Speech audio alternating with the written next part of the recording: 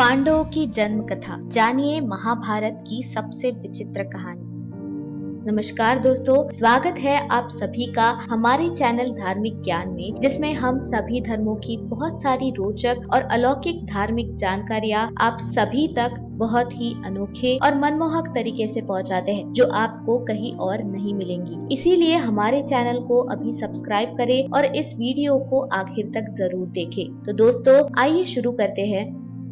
पांचों पांडवों का जन्म पिता के होते हुए भी अनोखे रूप में हुआ। एक बार राजा पांडु अपनी दोनों पत्नियों कुंती तथा माद्री के साथ आखेट के लिए वन में गए।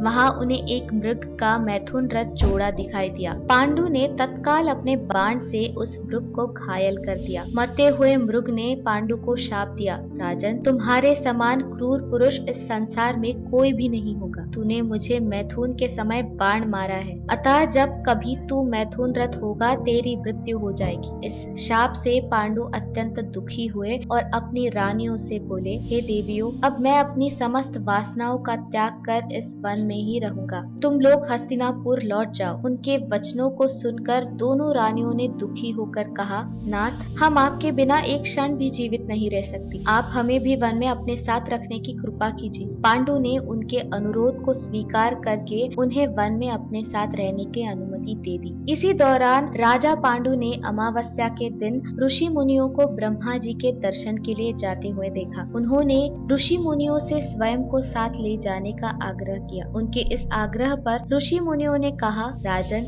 कोई भी निसंतान पुरुष ब्रह्मलोक जाने का अधिकारी नहीं हो सकता, अतः हम आपको अपने साथ ले जाने में असमर्थ है। ऋषि मुनियों की ये बात सुनकर पांडु अपनी पत्नी से बोले, हे कुंती, मेरा जन्म लेना ही व्यर्थ हो रहा है, क्योंकि संतानहीन व्यक्ति पितृ ऋण, ऋषि ऋण, देव ऋण तथा मनुष्य ऋण से मुक्ति नहीं पा सकता।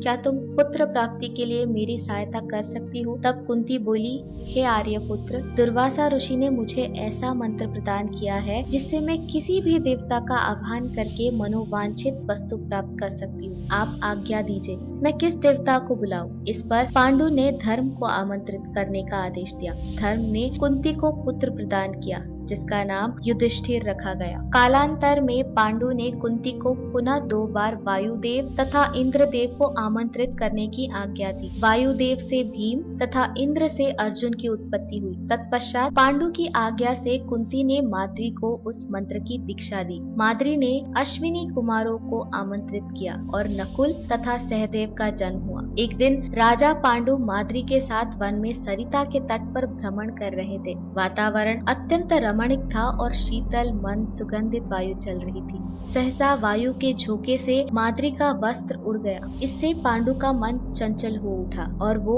मैथुन में प्रवृत्त हुए ही थे कि शापवश उनकी मृत्यु हो गई। माद्री उनके साथ सती हो गई, किंतु पुत्रों के पालन पोषण के लिए कुंती हस्तिनापुर लौट आई। तो दोस्तों ये थी पांडवों की जन्म कथा। दोस्तों आपको ये वीडियो कैसी लगी ये आप हमें कमेंट सेक्शन के माध्यम से जरूर बताएं। दोस्तों सब्सक्राइब करें हमारे चैनल धार्मिक ज्ञान को और बेल आइकन को दबाएं रोचक और अलौकिक जानकारियों से जुड़ी वीडियो सबसे पहले देखने के लिए।